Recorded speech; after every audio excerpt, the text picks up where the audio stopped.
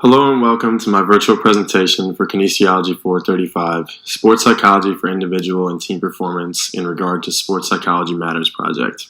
Today, I will be covering the topic of aggression in sport and demonstrate various examples in scholarly text to represent the connection between aggression and sports. Let's begin. To begin with, let's review the definition of aggression. Aggression can be defined as any form of behavior directed toward the goal of harming or injuring another living being who is motivated to avoid such treatment. Furthermore, aggression occurs when your intent is to harm and the receiving individual does not desire that imposed harm. That being said, incidents of aggression are becoming a very common reality throughout the world of sports. These acts of aggression are not just subjective to participants or players of the sport, but also can have contributions from coaches, fans, and media. Next, I will show you 3 different NBA clips that represent aggression to each type of role of an individual at which I just stated.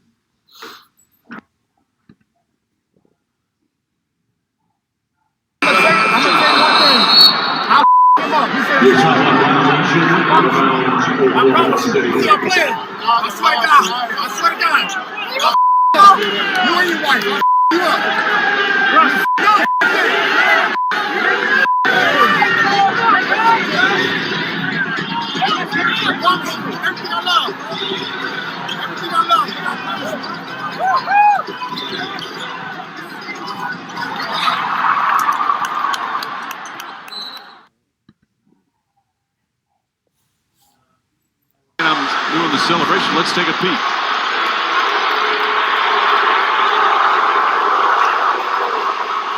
Oh, that's disgraceful. That's not only ejection, that's going to be a suspension and should be.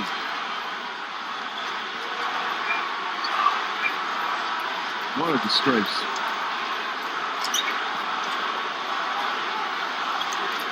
He has been ejected, and as I said, if the suspension is going to follow that, it's hard and really shaken up. And in these days, you start worrying about concussions. Oh, my goodness. And then when he came out and some of the Thunder went to approach him and confront him on it, Artest, as he was getting in a fighting stance, where it just brought back memories of the Palace. Fortunately, everything settled down. Wow.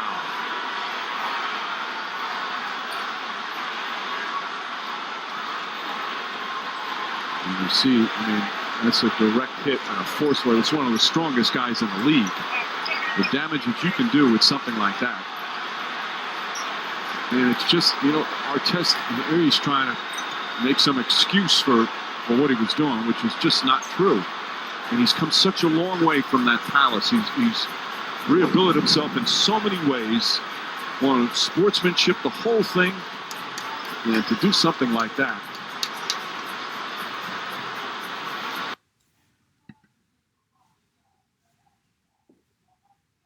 It goes over Isaiah and smashes him to get the rebound. The Pistons are going to try and keep Isaiah away from Cartwright. A cheap hit on Cartwright and absolutely no call down there. Isaiah's bleeding. The Pistons are going to have to be careful, though, and Isaiah's going to have to keep his cool. I know he's back near the mean streets where he grew up and didn't ever let anybody do that to him at the park, but he can't react, and he is not going to. And now he's going a little bit after he's upset with the assistant coach. Brendan Malone is out there saying,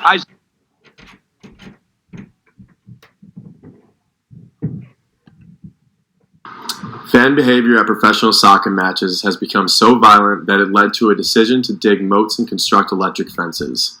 Aggression can also be provoked by a team or player's success, like winning the national championship, winning a rivalry game, or an individual player's success, such as winning the most valuable player award. These examples can lead to citywide rioting to celebrate the team's success, as well as stalkers preying on star athletes or weapons revealed at a high school football game. Now knowing what you know, here is the first critical question. Should adolescent, teenage, and professional sport organizations implement more consequence for hostile acts of aggression in order to further minimize the behavior? If so, what changes should be made? Aggression can be categorized in two different ways within sport. Instrumental aggression, which can be viewed as a good aggression, and hostile aggression, which can be viewed as the bad aggression. Instrumental aggression occurs in the quest of a non-aggressive goal. For example, when a boxer lands a solid blow to an opponent's head, injury or harm is inflicted. However, the boxer's primary goal is to win the bout, and he could do so by inflicting harm on his opponent. On the other hand, with hostile aggression, its primary goal is to inflict injury or harm on an individual. According to our course's textbook, Foundation of Sports and Exercise Psychology, aggression can be represented based on 4 criteria. It is a behavior, it involves intent, it involves harm or injury, and it is directed toward a living organism.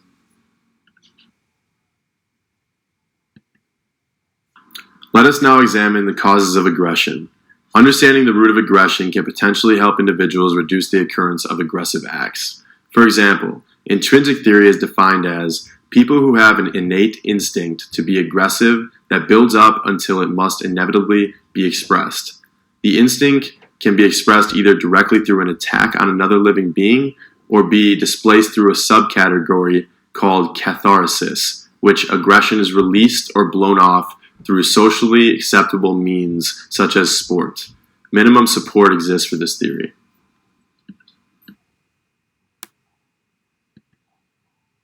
To clarify the meaning of catharsis further, I have incorporated research that was conducted via International Journal of Physical Education, Sports, and Health, titled Aggression and Its Influence on Sports Performance.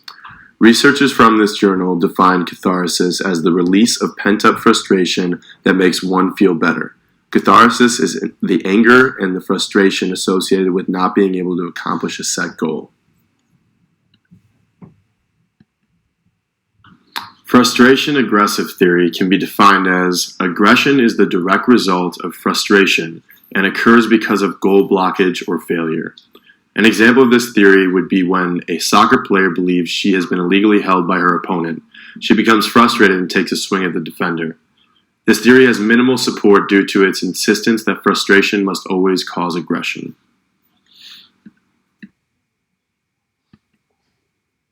The social learning theory can be defined as aggression as behavior that people learn through observing others who model particular behaviors and by receiving reinforcement for exhibiting similar actions.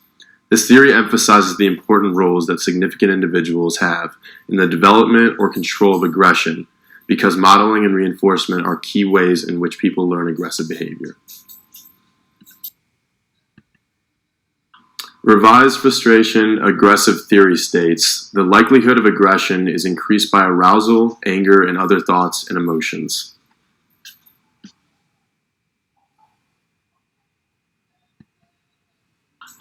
Now knowing what you know, here's critical question number 2. Based on your understanding of the 4 important theories regarding aggression, are aggressive individuals born or are they a product of their environment? Additionally, sport and exercise science professionals still have a moral responsibility to outline aggression from intensity and assertiveness. That being said, next I will provide a few keys on how to distinguish between assertive behavior and aggression within the intent to harm.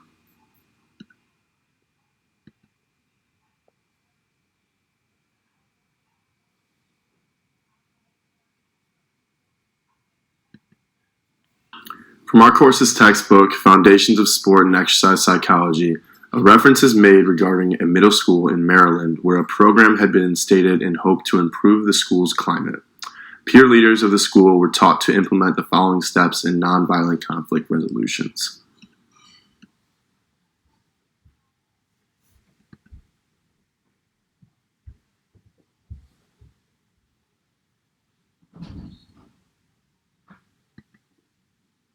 In conclusion, I hope that my presentation regarding aggression in sport has taught you the ability to define what aggression is, being able to distinguish the difference between instrumental aggression and hostile aggression, the theories on why aggression occurs in sport, and strategies to eliminate the bad or hostile aggression from sports. Thank you.